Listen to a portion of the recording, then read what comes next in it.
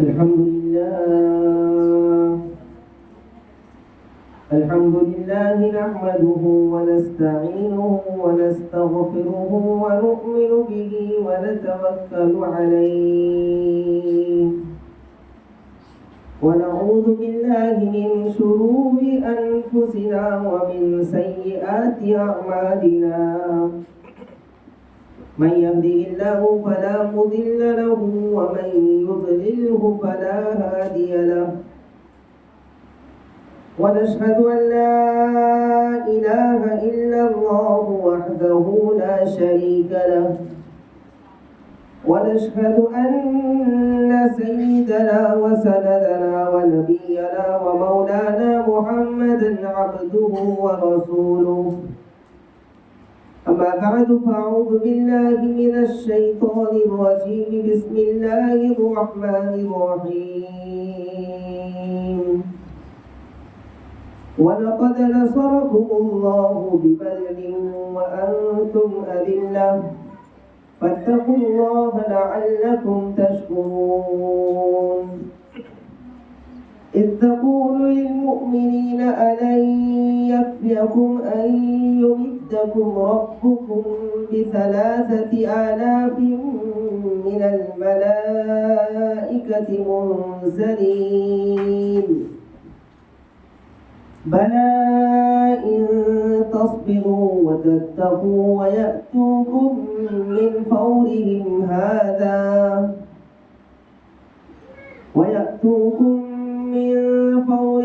هذا يمددكم ربكم ب5,000 من الملائكة مسومين وما جعله الله إلا بشرى لكم ولتطمئن قلوبكم به وما النصر إلا من عند الله العزيز الحكيم ليقطع طرفا من الذين كفروا أو يكبتهم فينقلبوا خائبين صدق اللہ العظیم. محترم و مکرم میری پیاری ماں اور عزیز بہنوں، اصل میں یہ سبق آج چوتھے پارے کا سبق ہو رہا ہے، جبکہ یہ بہت پہلے ہونا چاہیے تھا، لیکن اس کو باقی رکھا گیا تھا. اس کی ایک خاص وجہ تھی، کیونکہ اس آیت کریمہ کے اندر جو میں نے ابھی تلاوت کی، اس میں غزوہ بدر کا ذکر ہے، اور غزوہ بدر اسلام کی سب سے پہلی جنگ ہے حق و باطل کے درمیان فرق کرنے کے لیے، غیر مسلموں کے دلوں میں رعب اور خوف پیدا کرنے کے لیے، مسلمانوں کو اور اسلام کو طاقت و قوت عطا کرنے کے لیے یہ سب سے پہلی جنگ ہوئی. اور یہ جنگ ہوئی تھی 17 رمضان کو. تو اس لیے اس کو باقی رکھا گیا تھا. تو سب سے پہلے ان آیت کریمہ کا ترجمہ سنیں. اور یقیناً اللہ نے تمہاری مدد کی بدر میں، اور یقیناً اللہ نے تمہاری مدد کی بدر میں جبکہ تم بے سر و سامان تھے. تو تم اللہ سے ڈرو تاکہ تم شکر گزار ہو جاؤ. یاد کرو اس وقت کو جب تم مومنوں سے کہہ رہے تھے کیا اللہ تم کو کافی نہیں ہے کہ وہ تمہاری مدد کرے 3,000 آسمان سے اتارے ہوئے فرشتوں کے ذریعے؟ کیوں نہیں؟ بلکہ تم صبر کرو اور پرہیزگاری کرو تو وہ تمہارے پاس اچانک سے مدد کو آ پہنچیں گے اور تمہاری مدد کریں گے 5,000 نشان لگائے ہوئے فرشتوں کے ذریعے. وَمَا جَعَلَهُ اللَّهُ، اور یہ صرف تمہارا دل خوش کرنے کے لیے کیا. اللہ نے ایسا صرف تمہارا دل خوش کرنے کے لیے کیا. وَلِتَطْمَئِنَّ قُلُوبُكُمْ بِهِ، اور تاکہ اس کے ذریعے تمہارا دل مطمئن ہو جائے، خوش ہو جائے. اور اللہ کے علاوہ کوئی مدد نہیں کر سکتا. وَمَا النَّصْرُ إِلَّا مِنْ عِنْدِ اللَّهِ الْعَزِيزِ الْحَكِيمِ لِيَقْطَعَ طَرَفًا مِنَ الَّذِينَ كَفَرُوا، تاکہ بعض کافروں کو ہلاک کر دے. او یکبتہم، یا ان کو برباد کر دے. فَيَنْقَلِبُوا خَائِبِينَ، یا وہ خسارے کی حالت میں واپس لوٹ جائے. تو یہ آیت کریمہ کا ترجمہ ہوا. ہمیں معلوم ہونا چاہیے کہ اللہ کے رسول صلی اللہ علیہ وسلم مکہ المکرمہ میں پیدا ہوئے اور 40 سال تک اللہ کے رسول صلی اللہ علیہ وسلم عبادت کرتے رہے اور پھر نبوت عطا ہوئی. 40 سال کی عمر میں نبی بنائے گئے. جبکہ ہمارے نبی صلی اللہ علیہ وسلم کے بارے میں آتا ہے کہ کنت نبیا وآدم بین الماء والطین، کہ میں اس وقت نبی بنا دیا گیا تھا جبکہ آدم علیہ السلام ابھی مٹی اور گارے میں تھے. لیکن ظاہری اعتبار سے دنیا میں اللہ نے 40 سال میں نبی بنایا اور اس کے بعد 13 سال تک مکہ میں محنت کرتے رہے. لیکن 13 سال کی مدت میں صرف مشرکین نے آپ کو تکلیف دی. اپنوں نے بھی ستایا، غیروں نے بھی ستایا، خاندان والوں نے ستایا، محلے والوں نے ستایا.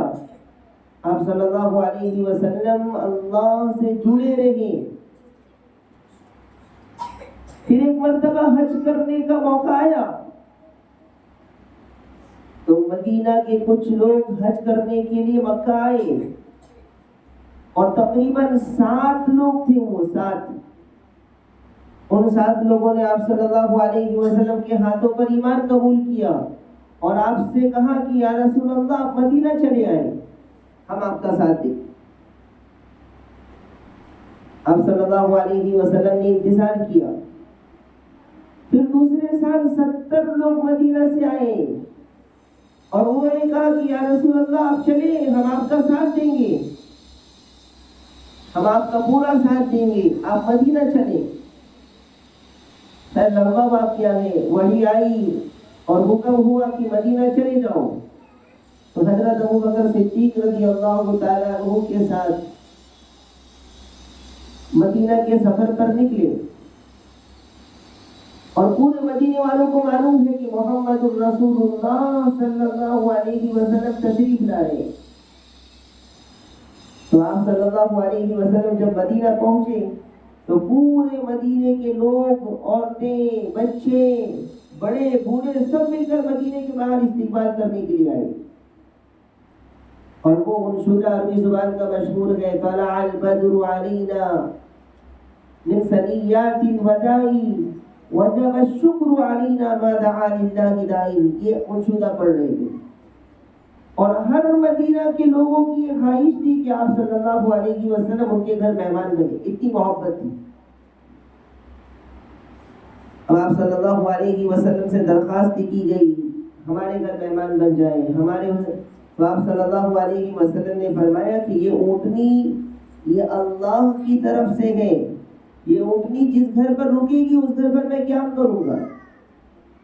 تو وہ اونٹنی چلی اور ایک بڑے صحابی حضرت ابو ایوب انصاری رضی اللہ تعالیٰ عنہ کے مکان کے پاس جا کر روکی. تو آپ صلی اللہ علیہ وسلم حضرت ابو ایوب انصاری رضی اللہ تعالیٰ عنہ کے گھر میں قیام فرما دے. تو یہ ہجرت کا مختصر سا واقعہ. اس کے بعد مشرکین مکہ، جو مکہ کے مشرکین تھے، وہ برابر مدینہ کے مسلمانوں کو پریشان کر رہے تھے.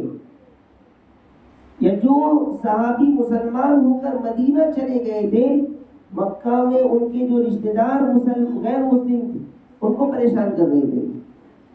ان صحابی مکہ سے ہجرت کر کے مسلمان ہو کر مدینہ چلے گئے تو ان کے جو رشتہ دار مکہ میں موجود تھے ابھی غیر مسلم تھے ان کو وہ لوگ ستاتے تھے. یا جو مسلمان ہو گئے اور ہجرت نہیں کر سکے ان کو ستاتے تھے. تو یہ سلسلہ چل رہا تھا، اور ایک مرتبہ مکہ کی عورتیں جمع ہوئی اور مکہ کے لوگ بھی جمع ہوئے، اور انہوں نے بہت بڑی رقم جمع کی، کیونکہ مکہ سے لوگ تجارت کے لیے ملک شام جاتے تھے۔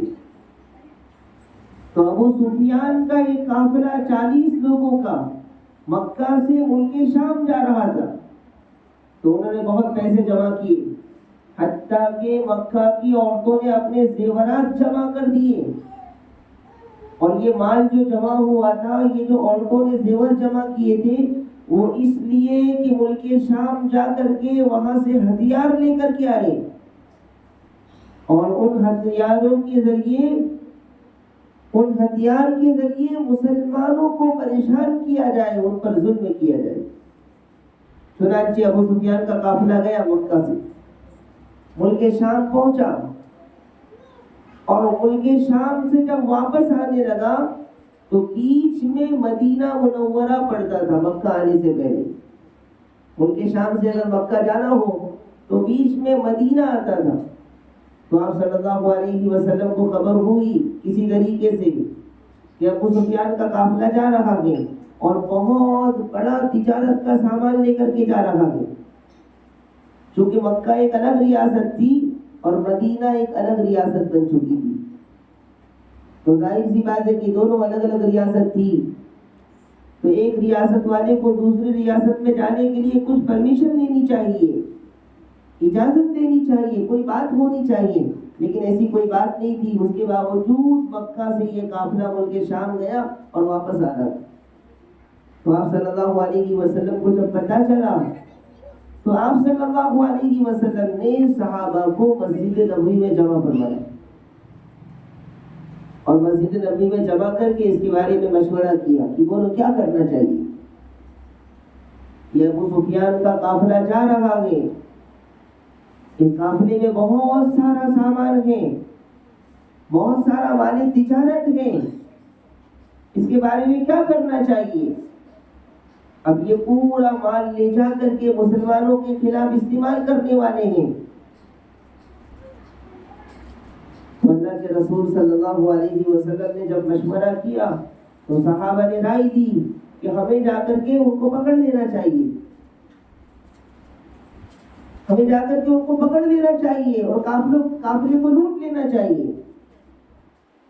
اب کسی کے ذہن میں یہ سوال ہوگا کہ قافلہ گزر رہا تھا تو لوٹنے کی کیا ضرورت ہے؟ کیونکہ وہ لوگ مسلمانوں کو تنگ کر رہے تھے، مسلمانوں کو پریشان کر رہے تھے، مسلمانوں پر ظلم کر رہے تھے، اور یہ جو سامان لے کر کے جا رہے تھے اس کو مسلمانوں کے خلاف استعمال کرنے والے تھے،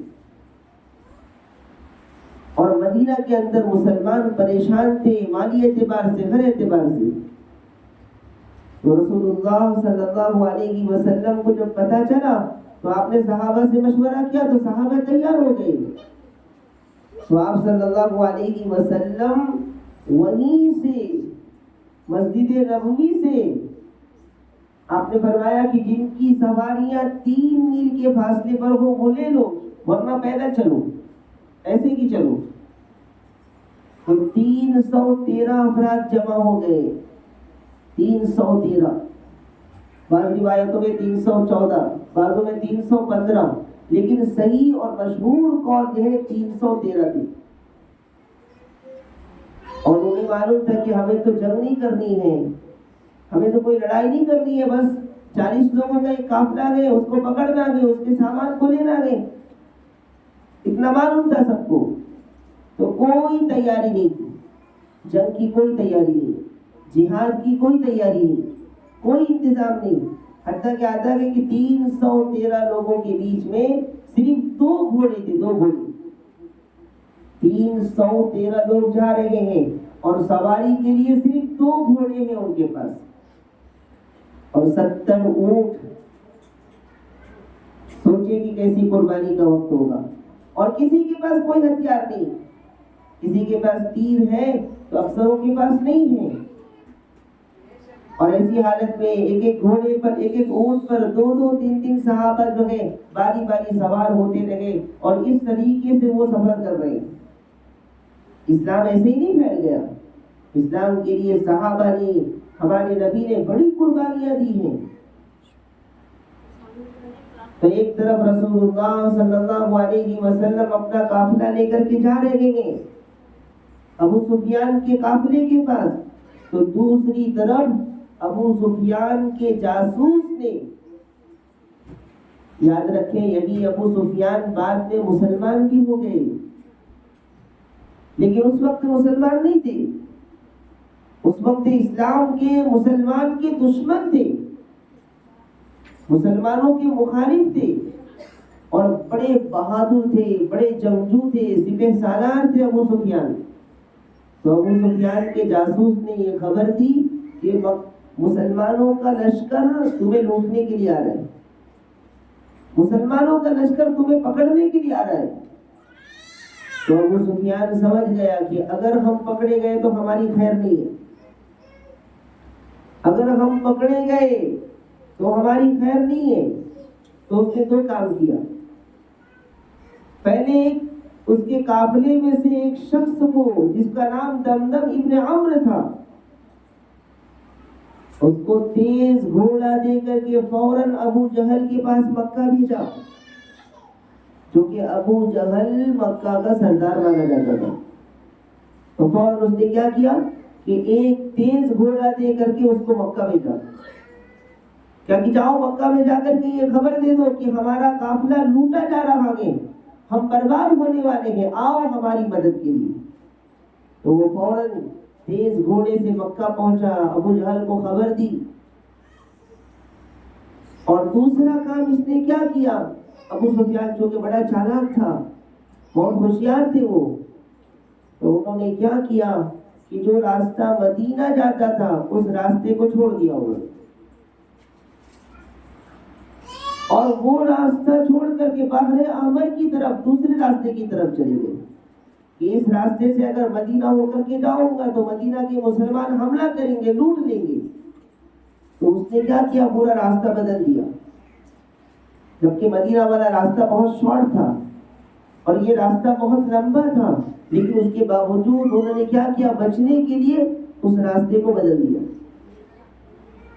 اور وہاں مکہ، ابو سفیان کے لشکر کا وہ آدمی مکہ پہنچ چکا ہے، اور مکہ جا کر ابو جہل کو کہا، اور ابو جہل نے پورے مکہ میں شور کر دیا کہ ابو سفیان جو بہت بڑا مال لے کر کے آ رہا تھا مسلمانوں نے لوٹ لیا، چلو مقابلے کے لیے.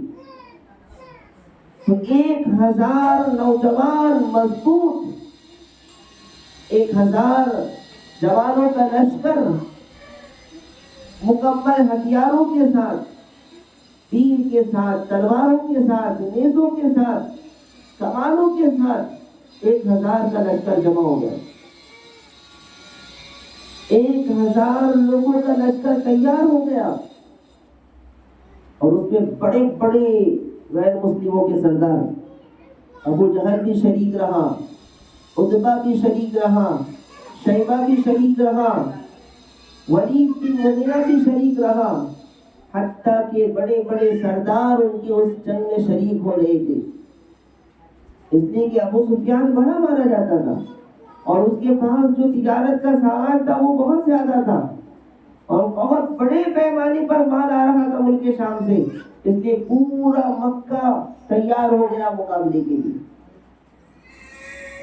تو مکہ سے نکل رہے تھے، ابھی مکہ سے نکل ہی رہے تھے کہ خبر آ گئی. کیا خبر آئی کہ ابو سفیان کا قافلہ مسلمانوں سے محفوظ رہا اور کوئی نقصان نہیں ہوا. اس لیے کہ ابو سفیان نے کیا کیا تھا، راستہ بدل دیا تھا. تو یہ خبر پہنچ گئی مکہ میں کہ ابو سفیان کا قافلہ بالکل صحیح سالم محفوظ ہے، اس کو کوئی نقصان نہیں ہوا. تو لوگوں نے کہا کہ چلو جس مقصد کے لیے ہم لوگ جا رہے تھے اب وہ مقصد نہیں رہا تو ہم واپس ہو جاتے ہیں، اب ہمیں مدینہ جانے کی ضرورت نہیں ہے. ابو سفیان کا قافلہ جب واپس آ رہا ہے تو ہم مدینہ کیوں جائیں. لیکن ابو جہل جو اس زمانے کا فرعون تھا، بہت زیادہ ظلم کیا تھا اس نے کہا کہ نہیں، ہم تو جائیں گے. تو لوگوں نے کہا جا کر کیا کریں گے؟ جب ہمارے قافلے پر حملہ نہیں کیا، ہمارے قافلے کو نقصان نہیں پہنچایا تو کیوں جائیں؟ اس نے کہا نہیں، پھر بھی جائیں گے، اور جانے کے بعد وہاں جا کر جشن منائیں گے، عیاشی کریں گے۔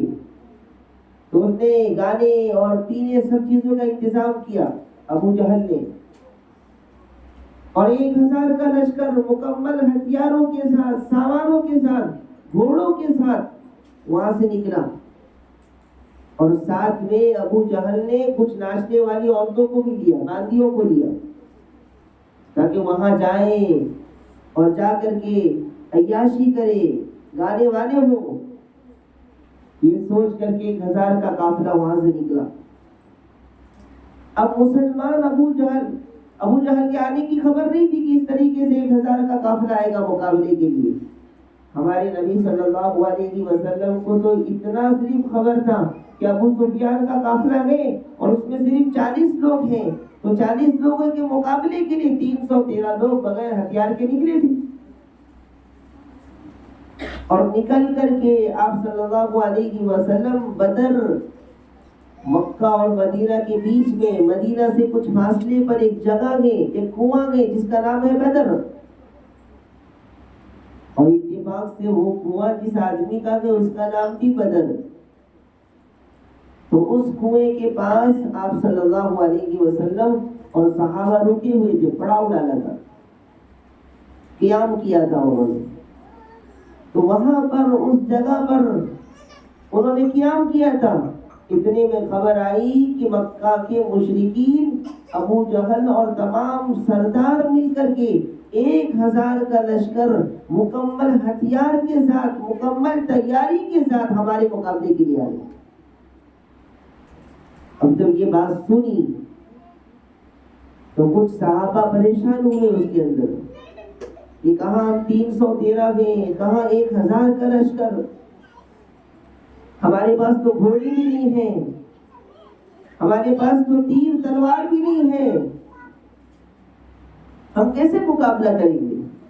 لیکن یہ سارا نظام اللہ تعالیٰ کی طرف سے طے تھا۔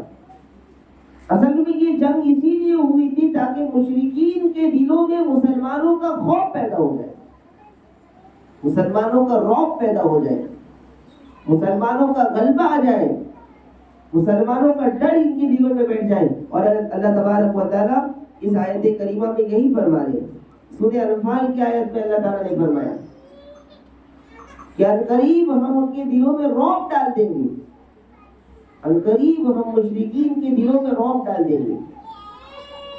اور یہ جنگ اس لیے بھی ہوئی تاکہ حق اور باطل کا فرق سامنے آ جائے، کہ حق غالب آئے گا اور باطل ہمیشہ دبے گا اور مٹے گا، اور جو مسلمان بڑی تکلیف اور مشقت میں تھے ان کو غلبہ حاصل ہو، ان کو فتح ملے، ان کو کامیابی ملے، اس لیے بھی یہ جنگ ہوئی۔ بہت ساری حکمتیں ہیں اس کے پیچھے۔ تو جب آپ صلی اللہ علیہ وسلم کو اور صحابہ کو پتہ چلا کہ 1000 کا لشکر ہمارے مقابلے کے لیے آ چکا ہے، تو آپ صلی اللہ علیہ وسلم نے پھر صحابہ سے مشورہ کیا، اور آپ صلی اللہ علیہ وسلم نے کھڑے ہو کر کے تقریر کی صحابہ میں، اور تقریر کر کے فرمایا کہ تم مجھے مشورہ دو، کیا کرنا چاہیے؟ صحابہ کا ایمان تو دیکھے کیسا ہوگا۔ کہہ دیتے کہ یا رسول اللہ ہم تو 313 ہیں، تیر تلوار بھی نہیں ہے، گھوڑے بھی نہیں ہیں، اور وہ تو 1000 کا لشکر ہے، مکمل ہتھیار کے ساتھ ہیں، ہم واپس جاتے ہیں، بعد میں دیکھیں گے۔ یہی ہونا چاہیے تھا کہ ہم کیوں مقابلہ کریں، اپنی جانوں کو کیوں برباد کریں، ہم واپس چلے جائیں گے۔ لیکن قربان جانا چاہیے ان صحابہ پر۔ اللہ کے رسول صلی اللہ علیہ وسلم نے جب تقریر کی تو صحابہ میں سے ایک صحابی، انصاری صحابی حضرت مقداد بن اسود رضی اللہ تعالیٰ عنہ کھڑے ہوئے۔ جب آپ نے مشورہ مانگا کہ کیا کرنا چاہیے، تو حضرت مقداد بن اسود رضی اللہ تعالیٰ عنہ کھڑے ہوئے۔ انصاری صحابی تھے، مدینہ کے رہنے والے صحابہ کو انصار کہتے ہیں، انصاری۔ اور جو مکہ کے صحابی تھے ان کو مہاجر کہتے ہیں۔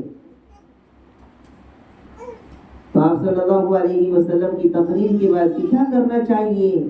حضرت مقداد بن اسود کھڑے ہوئے اور انہوں نے عرض کیا، یا رسول اللہ صلی اللہ علیہ وسلم، ہم آپ کے ہاتھوں پر ایمان لائے، ہم آپ کے ہاتھوں پر مسلمان ہوئے، ہم آپ کے ہاتھوں پر بیعت ہوئے اور ہم آپ کے ساتھ ہیں۔ ہم بنی اسرائیل کی طرح نہیں ہیں کہ جس نے موسیٰ علیہ السلام سے، آپ نے موسیٰ علیہ السلام کے واقعے میں سنا کہ جب عمالقہ سے جنگ کرنے کی باری آئی تو قوم نے کہا کہ ہم مقابلہ نہیں کریں گے، تم اور تمہارا اللہ جاؤ۔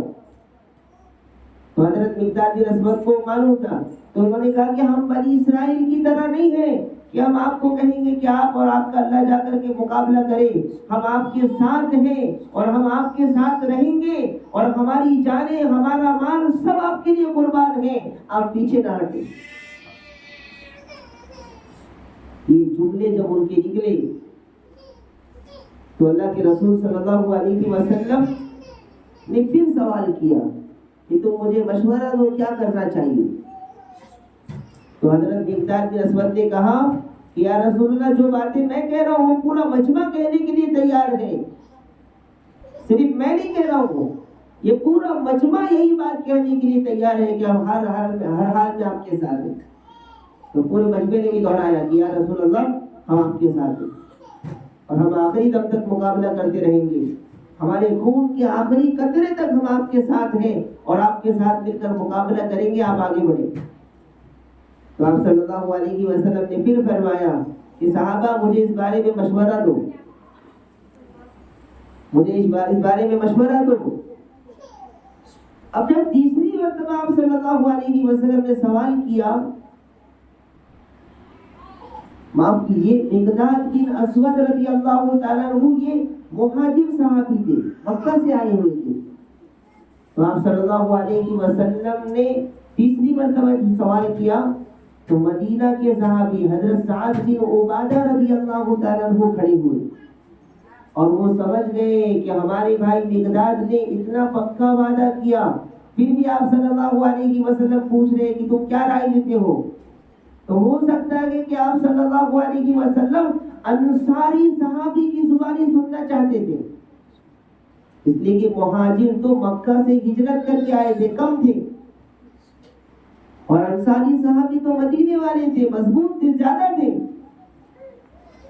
تو حضرت سعد بن عبادہ کھڑے ہوئے، یا رسول اللہ صلی اللہ علیہ وسلم، ہمارے بھائی مقداد نے کہا کہ ہم آپ کے ساتھ ہیں، تو ہم بھی وہی کہہ رہے تھے، لیکن آپ نے پھر جب سوال کیا کہ کیا مشورہ دیتے ہو، تو یا رسول اللہ صلی اللہ علیہ وسلم، آپ سن لیجئے کہ ہم ہر حال میں آپ کے ساتھ ہیں، آپ ہمارا جتنا مال لینا چاہے مال لے لیں، ہمارے جتنے لوگ قربان کرنا چاہے قربان کر دیں، یا رسول اللہ اگر آپ حکم دیں گے تو ہم اپنے بچوں کو اور اپنے آپ کو سمندر میں ڈالنے کے لیے تیار ہیں، اگر حکم دیں گے تو ہم دشمنوں سے مقابلہ کرنے کے لیے تیار ہیں، مدینہ کا ایک چھوٹا بچہ بھی مقابلے سے پیچھے نہیں ہٹے گا۔ جب یہ تقریر سنی ہمارے نبی صلی اللہ علیہ وسلم نے تو پھر تیار ہو گئے اور پھر وہاں پر ایک خیمہ بنایا گیا، ایک چھت نما خیمہ بنایا گیا آپ صلی اللہ علیہ وسلم کے قیام کے لیے، اور رات کا وقت ہوا،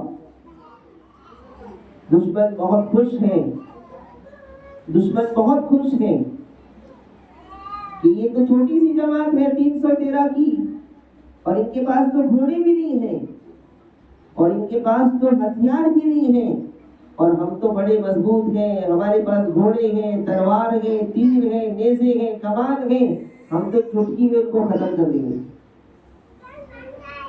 مشرکین مکہ بھی اگر 300 ہوتے تو مسلمانوں کا کوئی کمال نہیں ہوتا۔ 313 کا مقابلہ 313 سے ہوا اور غیر مسلم ہار گئے تو کیا کمال ہوتا؟ تو اللہ نے مقابلہ بھی ایسا رکھا کہ ایک طرف 313 اور بغیر ساز و سامان کے، اور ایک طرف 1000 کا قافلہ مکمل ہتھیار کے ساتھ۔ تو مشرکین بہت خوش تھے کہ اب تو صبح ہوگی اور صبح ہم ہوتے ہی فوراً ان پر حملہ کریں گے اور حملے میں یہ لوگ ختم ہو جائیں گے اور ہم واپس چلے جائیں گے۔ اور آپ صلی اللہ علیہ وسلم اپنے خیمے کے اندر جاتے باہر نکلتے، خیمے کے اندر جاتے باہر نکلتے، اور بڑے غمگین تھے کہ پتہ نہیں کیا ہوگا. فکر تھی آپ صلی اللہ علیہ وسلم کو، دل اندر سے غمگین تھا، دل اندر سے بڑا بے چین تھا. 1000 کا لشکر گئے، ہمارے پاس صرف 313 گئے، کیا ہوگا نہیں معلوم. ہمارے نبی صلی اللہ علیہ وسلم کا قافلہ جہاں پر تھا وہاں پر ریت نہیں تھی، بلکہ وہاں پر مٹی بہت زیادہ تھی، جس کی وجہ سے چلنے میں، اونٹ کے چلنے میں بھی تکلیف کا سبب بن سکتا تھا. اور کچھ ریت نما بھی تھا وہاں پر، جس کی وجہ سے چلنے میں کافی دقت ہو رہی تھی. اور پانی کی بہت دقت تھی وہاں پر، یہ تو پریشانی تھی. اور جہاں ابو جہل کا لشکر رکا ہوا تھا وہاں کی مٹی بہت چکنی تھی، بالکل چکنی مٹی تھی وہاں پر، اور وہاں پر پانی کا بھی انتظام تھا. یہ تو پریشانی تھی مسلمانوں کے پاس کہ پانی کا بھی انتظام نہیں، اور وہاں کی مٹی بہت زیادہ ایسی تھی کہ وہاں چلنے میں دقت ہو رہی تھی. تو اللہ نے راتوں رات بارش کا انتظام فرمایا، اور بارش ہو گئی. تو بارش کی وجہ سے مسلمانوں کی جہاں قیام تھا وہاں کی مٹی پوری برابر ہو گئی، اور پانی کا بھی انتظام ہو گیا. اور ابو جہل کا لشکر جہاں تھا وہاں چکنی مٹی تھی، جب بارش ہوئی تو وہاں کیچڑ ہو گیا، تو وہ اس کے لیے مشکل کا سبب بن گیا. اور اللہ کے رسول صلی اللہ علیہ وسلم رات بھر دعا کر رہے ہیں، یا اللہ یہ تیری چھوٹی سی جماعت، یا اللہ اگر یہ جماعت شہید ہو گئی، یا اللہ اگر یہ جماعت آج شہید ہو گئی تیرے راستے میں، یا اللہ تو فلن تعبد، اس کے بعد کبھی بھی تیری عبادت نہیں کی جائے گی. بڑی مشکل سے یہ جماعت تیار ہوئی، اس لیے کہ نبوت سے پہلے کے 40 سال، نبی بنانے کے بعد 13 سال، اور مکہ کی پورے 13 سال کی تکلیف کی زندگی، اس کے بعد یہ چھوٹی سی جماعت مسلمان ہوئی. تو یا رسول اللہ، یا اللہ اگر یہ لوگ آج شہید ہو گئے فلن تعبد، تو اس کے بعد کبھی تیری عبادت نہیں کی جائے گی. کون مسلمان ہوگا؟ سب سمجھ جائیں گے کہ مسلمانوں کا کچھ نہیں ہے، مسلمان ایسے ہی ہوتے ہیں اور مارے جاتے ہیں. یا اللہ مدد فرما. اللہ کے رسول صلی اللہ علیہ وسلم رو رہے ہیں، ساروں قطار رو رہے ہیں. حضرت ابو بکر صدیق رضی اللہ تعالیٰ عنہ پیچھے کھڑے ہیں اور تسلی دے رہے ہیں کہ یا رسول اللہ، اللہ آپ کو ضائع نہیں کرے گا. یا رسول اللہ صلی اللہ علیہ وسلم، اللہ آپ کو ضائع نہیں کرے گا. نبی کے صحابی بھی تھے، نبی کے دوست بھی تھے، نبی کے سسر بھی تھے، اور تسلی دے رہے ہیں کہ یا رسول اللہ، اللہ آپ کو ضائع نہیں کرے گا. اور رات میں اللہ کے رسول صلی اللہ علیہ وسلم کو خواب میں دکھلا دیا گیا، بشارت دی گئی کہ صبح مسلمانوں کو فتح ہوگی. بشارت دی گئی کہ صبح مسلمانوں کو فتح ہوگی. اور یہ بھی دکھلایا گیا کہ مشرکین مکہ کے جو بڑے بڑے سردار ہیں وہ کہاں کہاں قتل کیے جائیں گے. تو صبح اللہ کے رسول صلی اللہ علیہ وسلم نے ایک لکڑی کے ذریعے صحابہ کو نشاندہی کی کہ یہاں ابو جہل مارا جائے گا، یہاں عتبہ مارا جائے گا، یہاں شیبہ مارا جائے گا، یہاں فلاں فلاں، ایک ایک جگہ کی نشاندہی کر دی. بشارت ہو گئی رات میں، اللہ نے خوشخبری سنا دی ہے.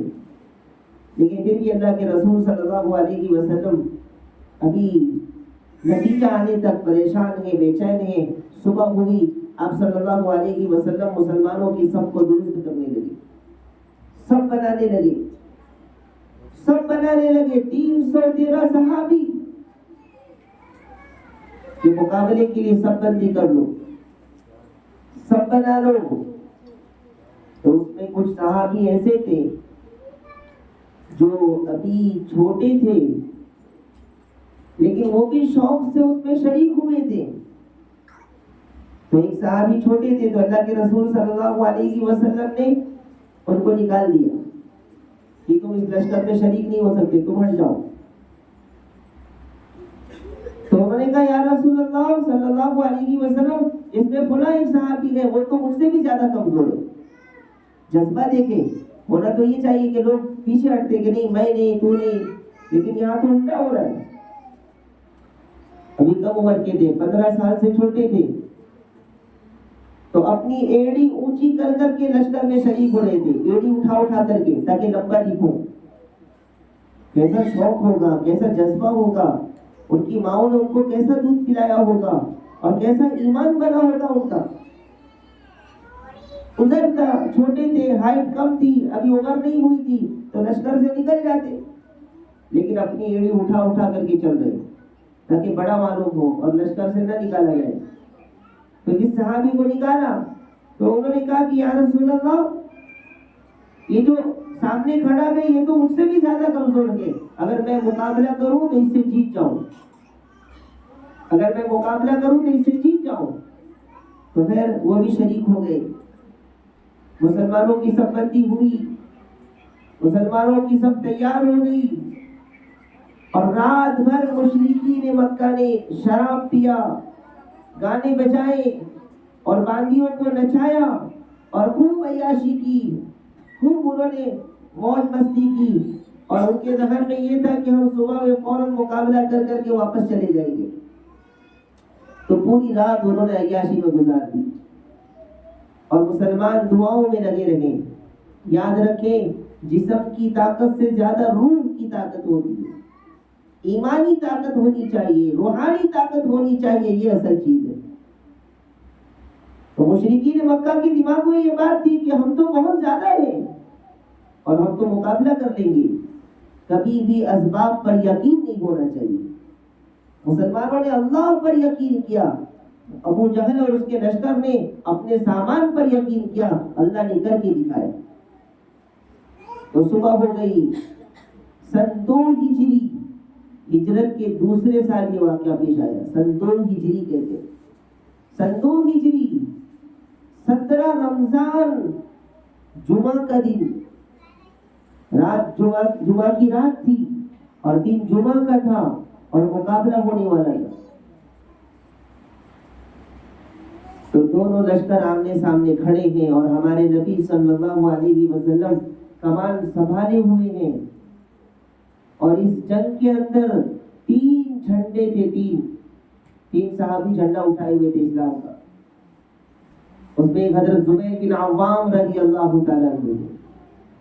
زبیر بن عوام، صحابہ کا ایمان ایسا بنا تھا کہ کسی سے ڈرنے کے لیے تیار نہیں تھے. وہ حضرت زبیر بن عوام رضی اللہ تعالیٰ عنہ کے بیٹے حضرت عبداللہ ابن زبیر رضی اللہ تعالیٰ عنہ، صرف 18 لوگ تھے ان کے ساتھ، 18 لوگ. اور حجاج بن یوسف کے 4000 لشکر، 4000 کا لشکر، اور 4000 کا لشکر حرم شریف میں، مسجد حرام میں حملہ کرنے کے لیے داخل ہونا چاہ رہا تھا. اور حضرت عبداللہ ابن زبیر کے ساتھ صرف 18 لوگ صبح سے شام تک مقابلہ کرتے رہے، لیکن حجاج بن یوسف کا ایک انسان بھی مسجد حرام میں داخل نہیں ہو سکا. کیسا ایمان ہوگا؟ تو حجاج بن یوسف نے کہا یہ تو جناتی قوم ہے، ان کا مقابلہ ہم ایسا نہیں کر سکتے، ان پر توپ چلاؤ. تو اس زمانے کا جو بھی توپ کا نظام رہا ہوگا وہ چلایا، اوپر سے گولے چلائے پتھر کی. تو حرم میں بھی داخل ہوا اور ایک بہت بڑا گولا آ کر کے حضرت عبداللہ ابن زبیر کی پیشانی پر لگا اور پیشانی سے خون بہنے لگا اور خون بہ کر کے زمین پر پہنچا. اور اس طریقے سے مقابلہ کرتے رہے، لیکن یہ ڈرنے والے نہیں تھے. 4000 کے لشکر کو 18 لوگوں نے مسجد حرام میں داخل نہیں ہونے دیا. یہ ایمانی طاقت تھی. تو مقابلے کا وقت شروع ہو گیا. ایک طرف مسلمانوں کا لشکر، محمد الرسول اللہ صلی اللہ علیہ وسلم کا لشکر، ایک طرف ابو جہل اور مشرکین مکہ کا لشکر، اور ان کے ذہن میں ہے کہ ہم بہت زیادہ ہیں، اور مسلمانوں کے دلوں میں ہے کہ ہم کم ہیں لیکن اللہ پر یقین. تو جنگ شروع ہونے سے پہلے، ابھی جنگ شروع نہیں ہوئی تھی، ابھی صرف سب بنی تھی کہ مشرکین مکہ میں سے 3 لوگ جنگ سے، سب میں سے باہر آئے. 3 لوگ اس صف میں سے باہر آئے، مشرکین میں سے. اس میں ایک تھا عتبہ اور ایک تھا شیبہ، یہ دونوں بھائی، اور ایک تھا ولید، یہ عتبہ کا بیٹا تھا. یہ تینوں لوگ باہر آئے اور آنے کے بعد انہوں نے اعلان کیا من المبارز، کہ کون ہم سے مقابلہ کرنے والا ہے. اس زمانے کے اندر جنگ ایسی ہوتی تھی، اچانک سے جنگ نہیں ہوتی تھی. پہلے اس میں سے کچھ بہادر لوگ نکلتے تھے اور وہ بہادر لوگوں کو بلاتے تھے کہ آؤ ہمارے مقابلے کے لیے، اور ان کے بیچ مقابلہ ہوتا تھا اور اس کے بعد پھر جنگ شروع ہوتی تھی. تو عتبہ، شیبہ اور ولید، یہ تین نکلے، یہ بہادر مانے جاتے تھے ہم. تو یہ تین لوگ آئے اور اعلان کیا کہ من المبارز، کون ہے مقابلہ کرنے والا مسلمانوں میں سے. للکارا مسلمانوں کو. تو تین انصاری صحابی گئے مقابلے کے لیے، تین انصاری صحابی کہ ہم جا کر کے مقابلہ کریں گے. تو چہرے چونکہ ڈھکے ہوئے تھے. تو عتبہ، شیبہ اور ولید نے پوچھا کہ تم کون ہو؟ تو نام بتایا اور کہا انصاری صاحب، انصاری ہیں، مدینہ کے رہنے والے ہیں. تو عتبہ نے، شیبہ نے پکار کر کے کہا یہ تو سیدھے سادے لوگ ہیں، یہ ہمارے ٹکر کے نہیں ہیں، ہم سے مقابلہ کرنے کی صلاحیت ان کے اندر نہیں ہے، ہم اپنے جیسے طاقتور لوگوں سے مقابلہ کرنا چاہتے ہیں، سیدھے سادے لوگوں سے مقابلہ نہیں کرنا. آپ ذرا دیکھیں تو صحیح، اللہ کے رسول صلی اللہ علیہ وسلم جہاں پیدا ہوئے اور جس خاندان میں پیدا ہوئے، جس قبیلے میں پیدا ہوئے، وہاں کے غیر مسلموں میں بھی کیسی غیرت اور طاقت تھی. منافق نہیں تھے وہ ڈرے نہیں. اور خوش ہونا چاہیے کہ چلو میرے مقابلے میں کمزور لوگ آئے ہیں تو میں ان کا مقابلہ کر کے ختم کر دوں اور میرا نام روشن ہو جائے گا کہ بہت طاقتور کے، بہت بہادر کے، مقابلہ کیا. ان کی غیرت آئی کہ نہیں، ہم ہمارے جیسوں سے مقابلہ کرنا چاہتے ہیں. تو آپ صلی اللہ علیہ وسلم نے آواز لگائی کہ حمزہ اٹھو، علی اٹھو، اور عبیدہ ابن حارث، ان تین صحابی کو خطاب کر کے کہا کہ جاؤ ان کے مقابلے کے لیے. اور حضرت حمزہ رضی اللہ تعالیٰ عنہ تو بڑے بہادر تھے. وَحَمْزَةُ أَسَدُ اللَّهِ وَرَسُولِهِ، کہ حضرت حمزہ رضی اللہ تعالیٰ عنہ تو بڑے بہادر، اللہ کا شیر کہا گیا ان کو، اللہ کا شیر.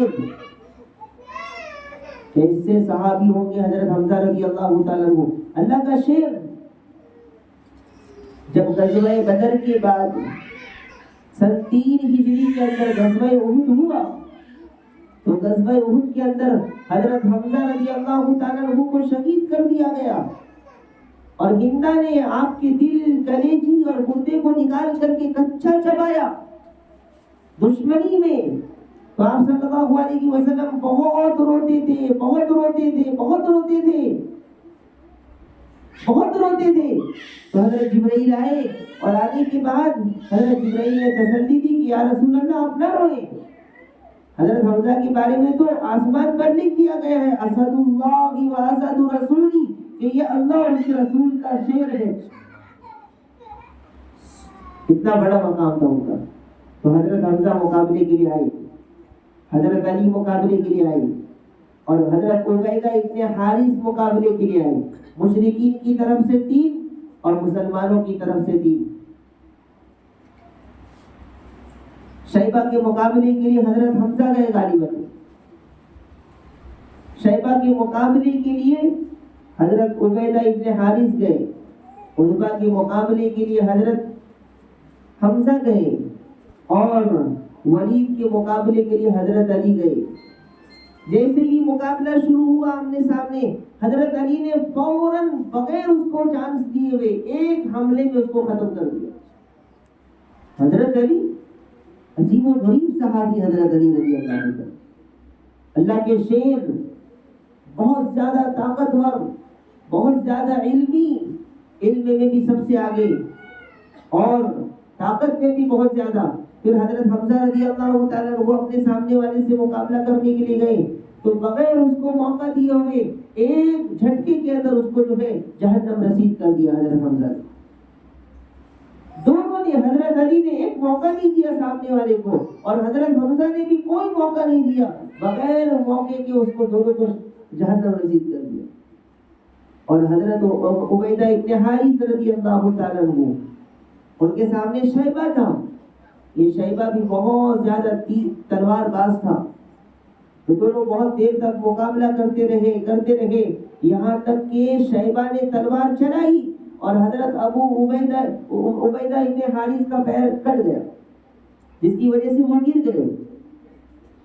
تو گرتے ہی فوراً حضرت علی اور حضرت حمزہ دوڑے، اور دوڑنے کے بعد اس کو قتل کیا. اور پھر حضرت عبیدہ ابن حارث رضی اللہ تعالیٰ عنہ کو اٹھا کر کے آپ صلی اللہ علیہ وسلم کے پاس لایا گیا. زخمی ہو گئے تھے، تو مسلمانوں کی طرف سے ایک زخمی ہوا اور مشرکین کی طرف سے 3 جہنم چلے گئے. جہنم چلے گئے اس لیے کہ وہ تو غیر مسلم تھے اور اسلام کے دشمن تھے. تو حضرت عبیدہ ابن حارث رضی اللہ تعالیٰ عنہ ہمارے نبی صلی اللہ علیہ وسلم کے پیر کے پاس لیٹے ہوئے ہیں اور کہہ رہے ہیں یا رسول اللہ کیا میں شہید ہو جاؤں گا؟ یا رسول اللہ میں شہید تو ہو گیا کہ نہیں؟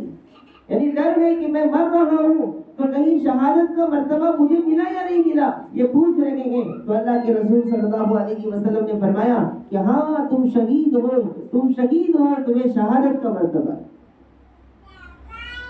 تو اس طریقے سے پھر زوردار جنگ شروع ہوئی. جیسے کہ یہ 3 لوگ مرے مشرکین کے، تو اب قریب تھا کہ زوردار جنگ بالکل گھمسان کی لڑائی شروع ہوتی اور بہت زور سے ایک دوسرے پر حملہ ہوتا. کہ 2 چھوٹے صحابی، ایک صحابی کا نام حضرت معاذ، ایک کا نام حضرت معوذ ابن افرا، 2 صحابی چھوٹے تھے، ننھے صحابی تھے بیچارے. وہ دونوں صحابی حضرت عبد الرحمن ابن عوف رضی اللہ تعالیٰ عنہ، بڑے صحابی ہیں. حضرت عبد الرحمن ابن عوف رضی اللہ تعالیٰ عنہ کے دونوں طرف آ کر کھڑے ہو گئے، ایک دائیں جانب ایک بائیں جانب. تو حضرت عبد الرحمن ابن عوف نے دیکھا کہ یہ کیا میرے بازو میں بچے آ کر کے کھڑے ہو گئے. انسان کی خواہش ہوتی ہے نا، جنگ ہے، مقابلہ ہے، تو آزو بازو کوئی مضبوط رہا تو مدد ملتی ہے، اور آزو بازو اگر کوئی کمزور رہا تو وہ کمزور ہی اپنی حفاظت نہیں کرے گا تو میرا کیا ساتھ دے گا.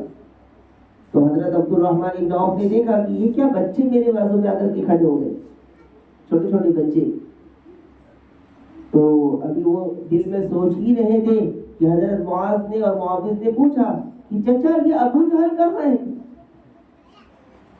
کیسا ایمان ہوگا ان کا، سوچے تو صحیح، چچا یہ ابو جہل کہاں ہے؟ تو حضرت عبد الرحمن ابن عوف سوچنے لگے تو بہت بڑا سوال کر رہا ہے، اس لیے کہ ابو جہل مشرکین مکہ کا سردار مانا جاتا تھا اور بہت پاور تھا اس کے پاس، بہت ظلم کر رکھا تھا اس نے، سب سے بڑا سردار تھا وہ.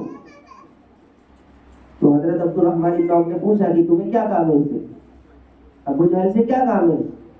تو وہ دونوں کہنے لگے، چھوٹے بچے جن کو سمجھ رہے تھے کہ نہیں ہم نے سنا ہے کہ ابو جہل مسلمانوں کو بہت ستاتا ہے اور ہم نے تو اس کو دیکھا نہیں ہے تو ہم پہچانتے نہیں ہیں، اور ہم نے سنا ہے کہ وہ ہمارے نبی محمد الرسول اللہ صلی اللہ علیہ وسلم کو گالیاں بکتا ہے، تو کون ہے ابو جہل؟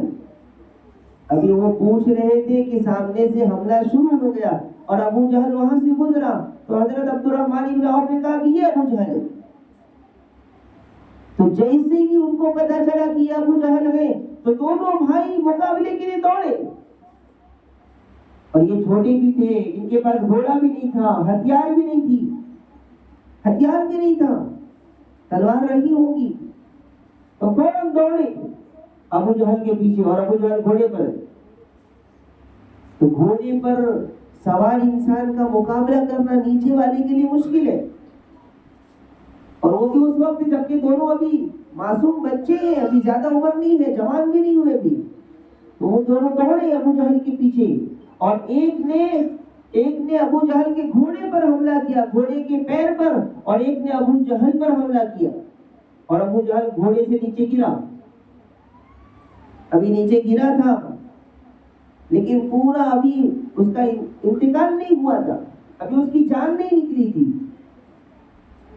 کہ اتنے میں ابو جہل کا بیٹا اکریمہ دوڑتا ہوا آیا، بعد میں یہ بھی مسلمان ہو گئے، اور اس نے غالباً حضرت معاذ کے ہاتھ پر حملہ کیا اور ان کا ایک ہاتھ کٹ گیا، اور ہاتھ کٹ کے یہ ہاتھ جو ہے پورا موڈے سے یا موڈے کے پاس سے کٹا تھا، اور وہ ہاتھ نیچے لٹک رہا تھا، جس سے مقابلہ کرنے میں تکلیف ہو رہی تھی، مقابلہ کرنے میں تکلیف ہو رہی تھی ان کو، بار بار وہ ہاتھ بیچ میں آ رہا تھا ہاتھ لٹک کر کے، تو انہوں نے اپنے ہاتھ کو پیر کے نیچے دبایا اور زور سے کھینچا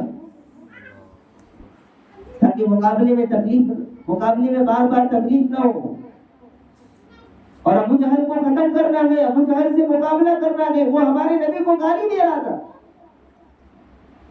اس کو برداشت نہیں ہوا، تو انہوں نے نبی کے گالی دینے والے کو قتل کرنے کے لیے جو ہاتھ لٹک رہا تھا اس کو پیر کے نیچے ڈالا اور زور سے کھینچا تاکہ بار بار تکلیف نہ ہو، لیکن وہ بچے تھے، ابو جہل گرا ہوا تھا، تو حضرت عبداللہ ابن مسعود رضی اللہ تعالیٰ عنہ، ایک دم پتلے دبلے صحابی، بہت بڑے فقیہ، بڑے محدث، حضرت عبداللہ ابن مسعود رضی اللہ تعالیٰ عنہ آئے، اور آنے کے بعد ابو جہل کے سینے پر بیٹھ گئے، تو ابو جہل کتنا متکبر اور تکبر والا انسان ہوگا، ابو جہل زخمی ہے اور گرا ہوا ہے، اور ابو عبداللہ ابن مسعود سینے پر بیٹھے ہوئے ہیں، اور ابو جہل کہہ رہا ہے اے عبداللہ آج تو بہت اونچی جگہ پر بیٹھ گیا، آج تو بہت اونچی جگہ پر بیٹھ گیا،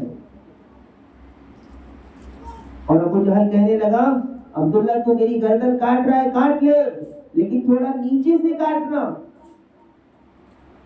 میری گردن تھوڑا سینے کی طرف نیچے سے کاٹنا، تاکہ کاٹنے کے بعد میری گردن جب رکھی جائے تو تھوڑی میری گردن اونچی معلوم ہو۔ کیسا تکبر ہوگا اس کے اندر کہ مرنے کے بعد بھی تکبر کی بات کر رہا ہے۔ خیر حضرت عبداللہ ابن مسعود نے تلوار چلائی اور اس ملعون کی گردن کو کاٹ کر کے آپ صلی اللہ علیہ وسلم کے پاس پہنچائے، تو آپ صلی اللہ علیہ وسلم نے فرمایا کہ آج اس امت کا فرعون قتل کر دیا گیا، اس امت کا فرعون کہا اس کو، اس امت کا فرعون قتل کر دیا گیا، تو مقابلہ ہو رہا ہے، مسلمان 313 گئے، ہتھیار نہیں، تلوار نہیں، نیزے نہیں، کمان نہیں، کچھ نہیں، گھوڑے نہیں، اور مشرکین کے پاس سب کچھ ہے، مشرکین کے ذہن میں ہے کہ ہم تو جیتنے والے ہیں، تو اللہ تبارک و تعالیٰ نے فرشتوں کو بھیجا، ابھی مقابلہ ہو رہا تھا، ابھی مقابلہ چل رہا تھا کہ حضرت جبرائیل نے ہمارے نبی کو کہا کہ آپ اپنی مٹھی کے اندر، اپنے ہاتھ کے اندر کنکر لے اور دشمن کی طرف پھینکے، وَمَا رَمَيْتَ إِذْ رَمَيْتَ وَلَكِنَّ اللَّهَ رَمَى، تو آپ صلی اللہ علیہ وسلم نے اپنے ہاتھوں میں مٹی لی اور اس کو زور سے دشمنوں کی طرف پھینکا، شاہد الوجود، تو جیسے ہی پھینکا تو وہ پورے دشمنوں کی آنکھوں میں چلا گیا اور دشمن پریشان ہو گئے۔ پھر حضرت جبرائیل نے کہا کہ پھر پھینکے، پھر ہمارے نبی صلی اللہ علیہ وسلم نے دوبارہ کنکر لیا، پتھر مٹی لیا اور دشمنوں کی طرف پھینکا، اور اللہ نے اس کو دشمن تک پہنچایا، اور اچانک سے زور سے سرسراتی ہوئی ہوا چلی، تو حضرت علی نے پوچھا یا رسول اللہ صلی اللہ علیہ وسلم یہ کیسی آواز آ رہی ہے، یہ کیسی آواز آ رہی ہے؟ تو آپ نے فرمایا کہ حضرت جبرائیل اپنے لشکر کے ساتھ آ چکے، حضرت جبرائیل اپنے لشکر کے ساتھ آ چکے، 500 لشکر کے ساتھ حضرت جبرائیل پہنچے، قرآن کریم میں اس کا ذکر بھی ہے۔ اب فرشتے اللہ کے ایسی مخلوق ہیں جنہوں نے کبھی بھی لڑائی نہیں کی، کبھی بھی لڑائی نہیں کی، ان کو معلوم ہی نہیں کہ لڑنا کیسے چاہیے، طاقت بہت ہے ان کے پاس، بہت زیادہ طاقت ہے، حضرت جبرائیل چاہے تو پوری دنیا کو ادھر سے ادھر کر دے، 500 لشکر کے ساتھ آئے، پھر تھوڑی دیر میں سرسراتی کی آواز چلی، تو حضرت علی نے پوچھا کہ یا رسول اللہ یہ کیسی آواز ہے؟ آپ نے فرمایا کہ حضرت میکائیل 500 لشکر کے ساتھ آئے، تو اللہ تعالیٰ نے پھر قرآن کریم میں فرمایا اِذْ يُوحِي رَبُّكَ إِلَى الْمَلَائِكَةِ أَنِّي مَعَكُمْ فَثَبِّتُ الَّذِينَ آمَنُوا، اللہ تعالیٰ قرآن کریم میں فرماتا ہے کہ یاد کرو جب تمہارے پروردگار نے وحی بھیجی فرشتوں کو کہ ہم تمہارے ساتھ ہیں، تم جاؤ، اور عنقریب ہم مشرکین کے کافروں کے دلوں میں رعب ڈال دیں گے. سَأُلْقِي فِي قُلُوبِ الَّذِينَ كَفَرُوا الرُّعْبَ، عنقریب رعب ڈال دیں گے. اور کیا کرنا جا کر کے؟ تو کہا کہ فَاضْرِبُوا فَوْقَ الْأَعْنَاقِ وَاضْرِبُوا مِنْهُمْ كُلَّ بَنَانٍ، کہ جاؤ اور جانے کے بعد کیا کرنا ہے؟ تلوار سے گردن اڑاؤ. کیسا رعب پیدا ہوا ہوگا. 1000 کا لشکر آسمان سے فرشتوں کا آ گیا، اور دیکھنے والوں نے دیکھا کہ ایک صحابی ٹوٹی ہوئی تلوار لے کر کے مشرکین کی طرف بڑھتے تھے، اور ان کے قریب پہنچنے سے پہلے گردن زمین پر گرتی. مشرکین بھی حیران، صحابہ بھی حیران، اور صحابہ کو یقین ہو گیا کہ اللہ کی مدد آ چکی ہے. تو قرآن کریم کی آیت میں 3000 کا بھی ذکر ہے، 5000 کا بھی ذکر ہے کہ 5000 فرشتوں کے ذریعے اللہ تعالیٰ تمہاری مدد کرے گے. تو ایسی پٹائی ہوئی ان کی، ایسا ان کو شکست ہوا، اور ایسا ان کے دل میں رعب پیدا ہو گیا کہ ان کے پاس کچھ بھی نہیں، تلوار بھی نہیں، نیزہ بھی نہیں، کمان بھی نہیں، کچھ بھی نہیں. ٹوٹی ہوئی تلوار لے کر کے آ رہے ہیں، اور قریب آنے سے پہلے گردن اڑ جا رہی ہے. قریب آنے سے پہلے گردن اڑی تو صحابہ بھی حیران ہو گئے، اور مشرکین ایسا ڈر گئے، ان کے دل میں ایسا خوف اور رعب پیدا ہو گیا کہ دوبارہ کبھی مسلمانوں کے مقابلے کے لیے آنے سے پہلے سوچنا پڑ رہا تھا. تو خیر جنگ ختم ہوئی، اور تاریخ میں آتا ہے کہ جس صحابی کے بارے میں جہاں پر جس مشرک کے بارے میں، جس غیر مسلم کے بارے میں جہاں پر نشاندہی کی تھی، اسی جگہ پر وہ ظالم گرا ہوا تھا. جہاں ابو جہل کے بارے میں کہا تھا، اسی جگہ پر ابو جہل قتل ہو کر کے گرا تھا. جہاں عتبہ کے بارے میں، جس کے بارے میں جہاں فرمایا تھا، وہیں وہ قتل ہوا. اور مسلمانوں کو بہت بڑی فتح ملی غزوہ بدر کے اندر، فتح مبین. اور ایسی فتح نصیب ہوئی کہ اس کے بعد دنیا کی کسی جنگ میں ایسی فتح نصیب نہیں ہوگی کسی کو. اور اللہ تعالیٰ نے غزوہ بدر میں شریک ہونے والوں کو بشارت دی. اللہ تعالیٰ نے کیا بشارت دی؟ اللہ تعالیٰ نے فرمایا، یہ بشارت دی، افعلوا ما شئتم قد غفرت لکم، کہ تم جو چاہے کرو، اللہ تعالیٰ نے تم کو معاف کر دیا. ایسی بشارت دی کہ تم جو چاہے کرو، اللہ نے تم کو معاف کر دیا، تمہاری مغفرت کر دی. اور حضرت جبرائیل علیہ السلام ایک مرتبہ آئے تو ہمارے نبی صلی اللہ علیہ وسلم نے پوچھا کہ سب سے افضل کون ہے میرے صحابہ میں؟ تو حضرت جبرائیل نے کہا کہ غزوہ بدر میں جو شہید ہو گئے. کافر کہا جو غزوہ بدر میں شریک ہوئے. تو حضرت جبرائیل نے کہا کہ یا رسول اللہ، آسمانوں میں بھی سب سے زیادہ افضل فرشتے وہی مانے جاتے ہیں جو غزوہ بدر میں شریک ہوئے. کتنا بڑا مقام ملا. تو غزوہ بدر سے صرف مسلمانوں کو فتح نہیں، بلکہ مسلمانوں کو فتح کے ساتھ ساتھ مشرکین کے دلوں میں ایک بڑا رعب پیدا ہوا، اور قریب کے جتنے بھی بڑے بڑے یہودی عیسائی بادشاہ تھے، ان کے دلوں میں بھی رعب پیدا ہو گیا، اور سب ہمارے نبی صلی اللہ علیہ وسلم سے ڈرنے لگے. اور ایک بات، فرشتے مقابلے کے لیے اس لیے بھی آئے تھے کہ ابو جہل کے لشکر کے مقابلے کے لیے ابلیس آیا تھا. شیطان اس کی طرف سے مقابلہ کرنے آیا تھا. الگ الگ لوگوں کے روپ میں شیطان مقابلہ کرنے آیا تھا.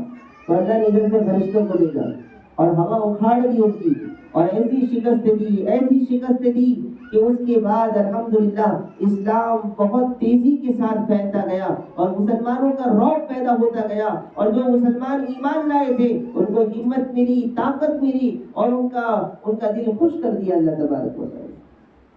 تو 70 مشرکین شہید ہوئے، 70 مشرکین مارے گئے، 70 مشرکین مارے گئے اس کے اندر. اور 70 مشرکین قید کر دیے گئے، قیدی بنائے گئے، ان کو پکڑ لیا گیا اور 14 صحابہ شہید ہو گئے اس کے، 14 صحابی غزوہ بدر کے اندر شہید ہو گئے، لیکن بہت بڑی فتح ملی، فتح مبین حاصل ہوئی۔ 70 مشرکین مارے گئے اور اس میں بڑے بڑے سردار مارے گئے۔ لوگ مارے جائیں ٹھیک ہے، لیکن جب ان کے سرداروں کو قتل کر دیا جائے تو ہمت ٹوٹ جاتی ہے۔ تو ابو جہل، عتبہ، شیبہ، ولید، مغیرہ سب مارے گئے اس کے اندر۔ ایک ابو لہب بچ گیا۔ ابو لہب اس میں شریک نہیں ہوا تھا، ابو لہب کسی وجہ سے بھاگ گیا تھا اور اس جنگ میں نہیں آیا تھا تو وہ بچ گیا، باقی اکثر لوگ شہید ہو گئے۔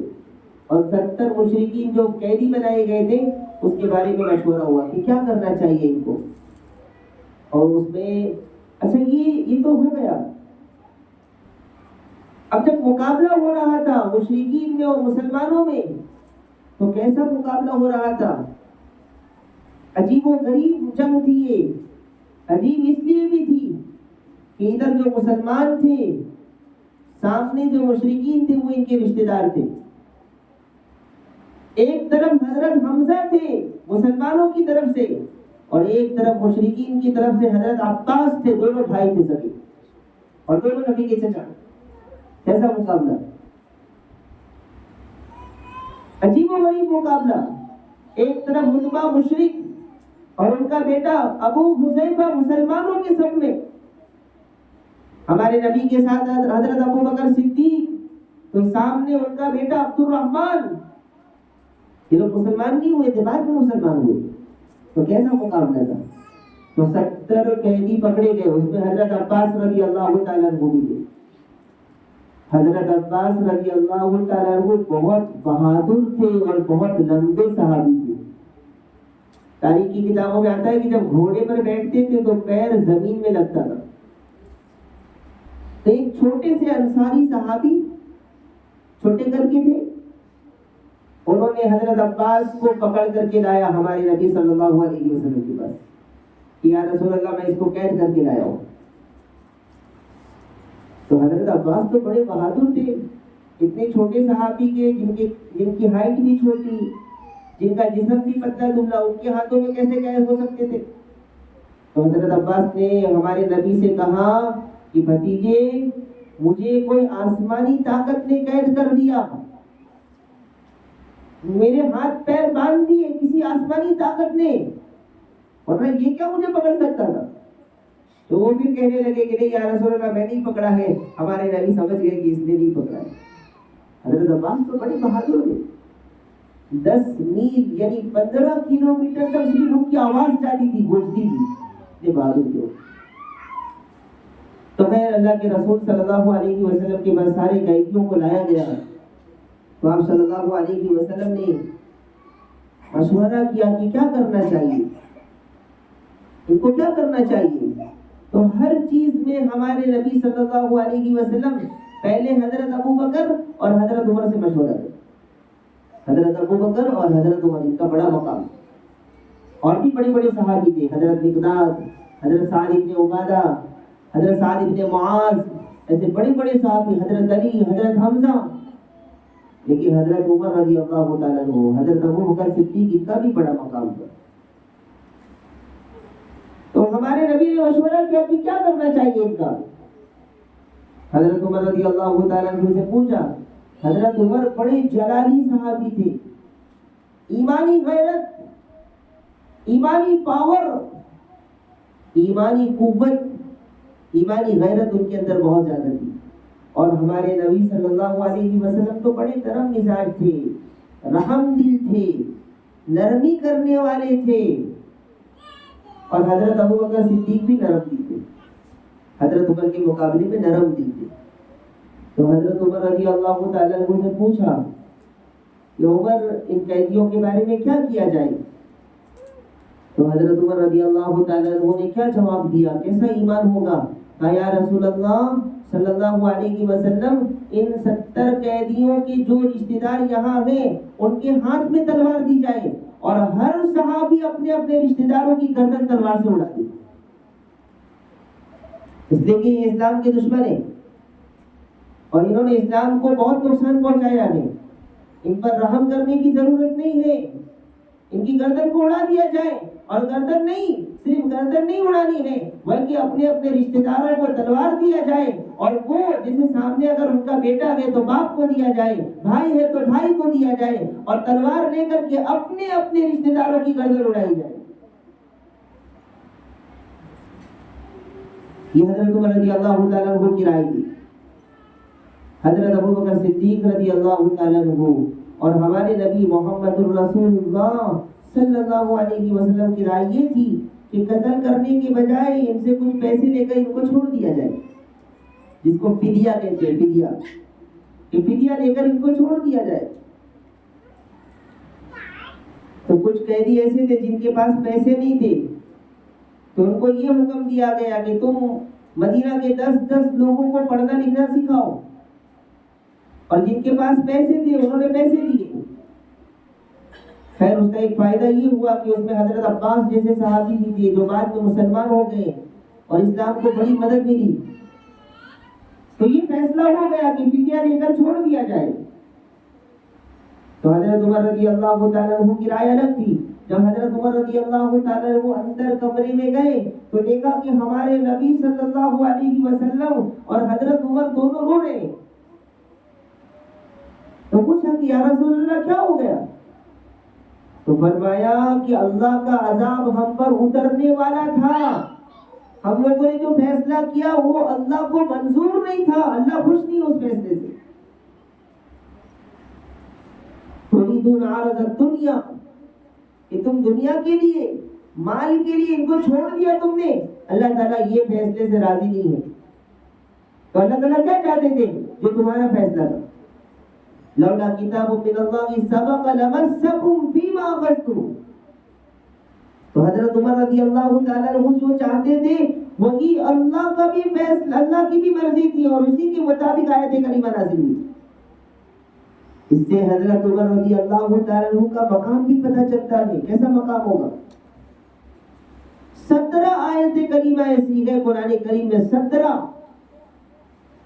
جو حضرت عمر رضی اللہ تعالیٰ عنہ چاہتے تھے اور اللہ نے حکم نازل کیا. کیسے صحابی ہوں گے؟ اگر آج کوئی حضرت عمر کے خلاف بولے تو اس کا ایمان نہیں بچے گا.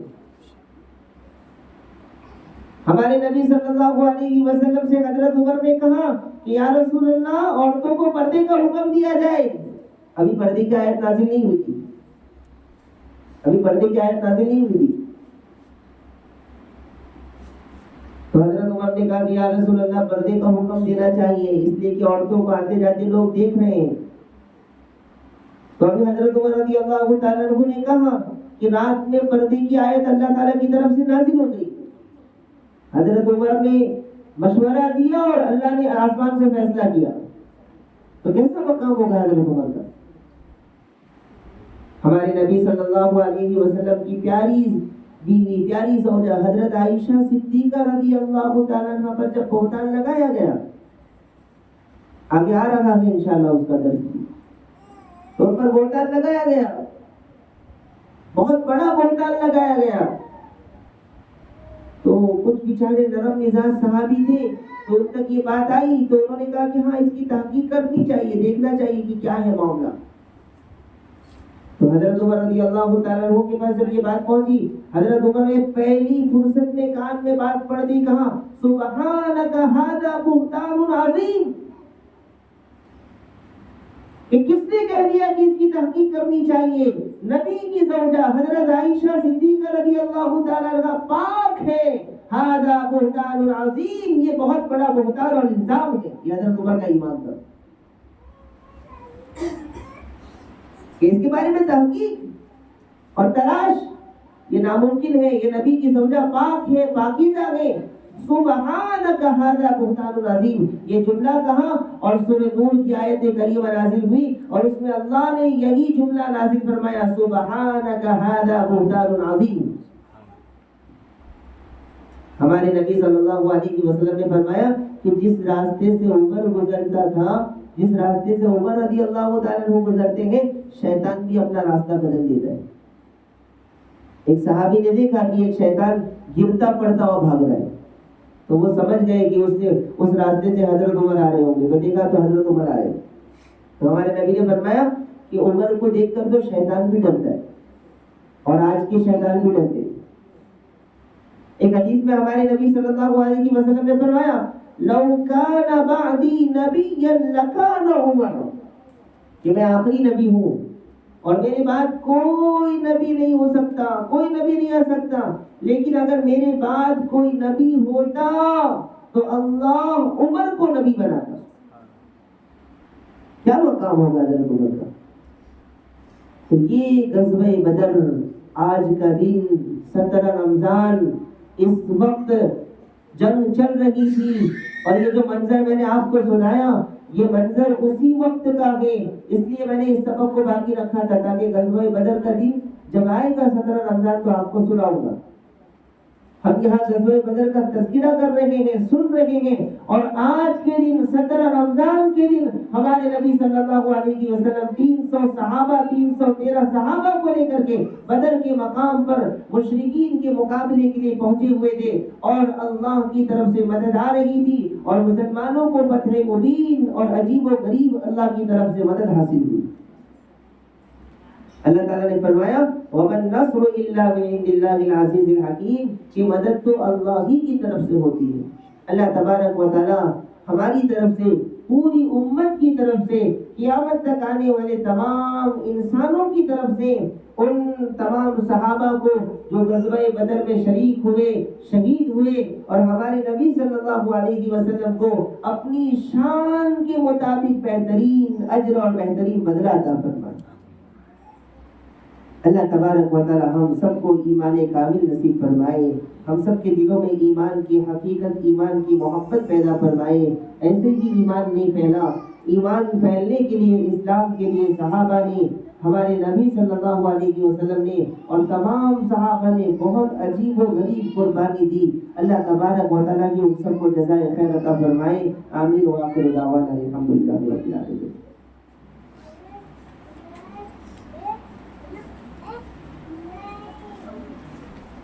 کچھ اعلانات ہے، سن لیں. جعفر، ان کی آنکھوں کی روشنی کے لیے دعا کرنی ہے. اللہ تبارک و تعالیٰ ان کی آنکھوں کی روشنی کو تیز کرے، ان کو خوب شفا عطا فرمائے. توصیف مرحوم، ان کی مغفرت کے لیے دعا کرنی ہے. اللہ تبارک و تعالیٰ ان کی بال بال مغفرت فرمائے. اسی طریقے سے کسی نے لکھا ہے میرے بیٹے کے لیے دعا کیجیے، اللہ تعالیٰ اس کو نماز کا پابند بنائے. اللہ تبارک و تعالیٰ خاص کر کے جنہوں نے یہ بھیجا ہے ان کے بیٹے کو اور دنیا کے تمام لوگوں کو، خصوصاً بچوں کو، اللہ تعالیٰ نمازی بنائے. اور آگے لکھا ہے کہ اس کو گٹکے کی عادت ہے. اللہ تبارک و تعالیٰ ایسی گندی چیزوں سے، ایسے نشے والی چیزوں سے خاص کر کے اس کی اور تمام لوگوں کی حفاظت فرمائے. اور اسی طریقے سے کچھ مرحومین کے لیے دعا کرنی ہے، جیسا کہ عفیفہ کل کی نام لیا گیا تھا، شبیر گلگلی، ان کے لیے، ان سب کے لیے، پوری امت کے لیے مغفرت کی دعا کرنی ہے. خاص کر کے وہ لوگ جو ہمارے مدرسے کا تعاون کر رہے ہیں ان کے لیے دل کی گہرائی سے دعا کریں. اس مجمع میں آنے والوں کے لیے دعا کریں اور ہمارے رشتہ داروں کو بھی ہم پر حق ہے ان کے لیے دعا کریں. اور اسی طریقے سے پوری امت کا ہم پر حق ہے تو پوری امت کے لیے دعا کریں. درود شریف پر. بسم اللہ الرحمن الرحیم. یا رب لک الحمد کما ينبغي لجلال وجهك وعظیم سلطانک. یا رب صل وسلم دائما ابدا على حبیبک خیر الخلق كلهم. لا الہ الا انت سبحانک انی کنت من الظالمین. ربنا ظلمنا انفسنا وان لم تغفر لنا وترحمنا لنكونن من الخاسرین. اللهم اغفر لي ذنبي ووسع لي في داري وبارك لي في رزقي.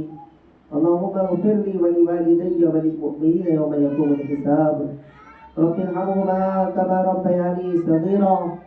رب ارحمهما كما ربياني صغيرا.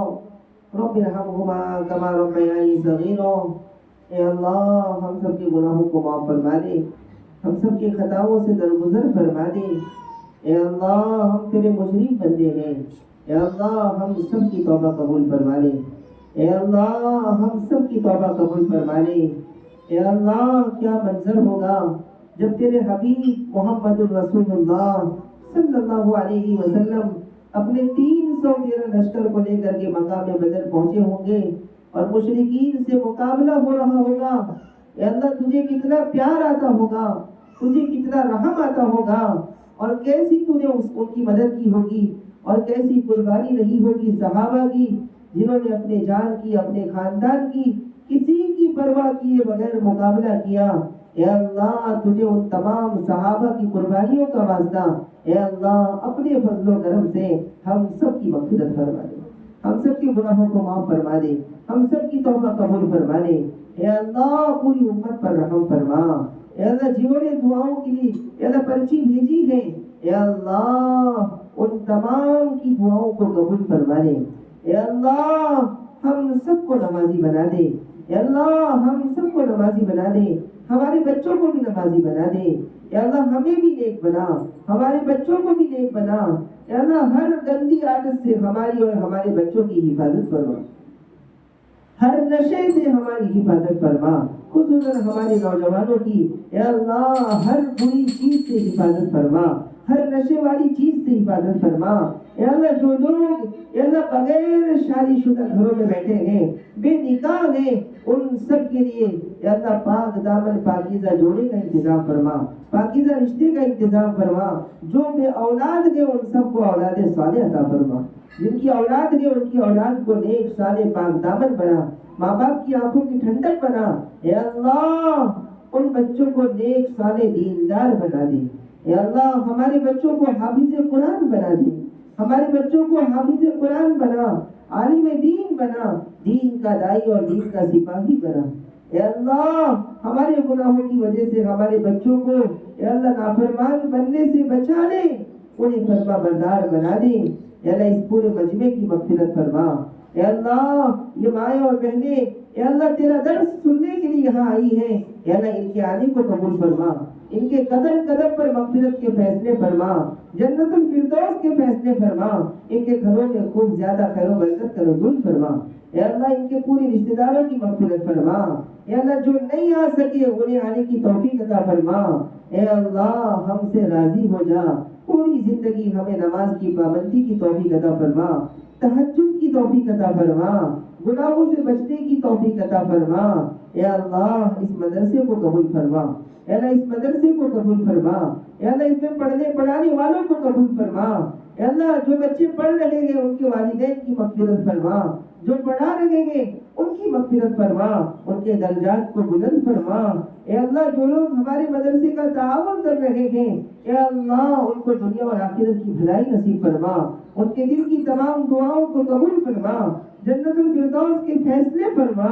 اے اللہ جنہوں نے اپنے مرحومین کے لیے مغفرت کی دعا کی درخواست کی ہے ان سب کی بار بار مغفرت فرما، ان سب کی بار بار مغفرت فرما۔ اے اللہ ہمارے مدرسے کے لیے جگہ کی بہت ضرورت ہے، اے اللہ جگہ کا فیصلہ فرما، اے اللہ جگہ کا انتظام فرما، ہمارے مدرسے میں خوب برکت عطا فرما، اے اللہ مخلص طلبہ عطا فرما، یہاں سے پوری دنیا کے اندر قرآن اور علم کے پھیلنے کا ذریعہ بنا۔ اے اللہ ہم سب کو حرمین شریفین کی زیارت نصیب فرما، اے اللہ جو مانگا وہ بھی عطا فرما، جو مانگنے سے نہیں دیا وہ سب اپنی شایان شان عطا فرما۔ جزا اللہ عنا محمد اللہ وعنہ صلی اللہ علیہ وسلم۔ دعا کر لیں سبحان اللہ سبحان ربک رب العزت عما یصفون وسلام علی المرسلین۔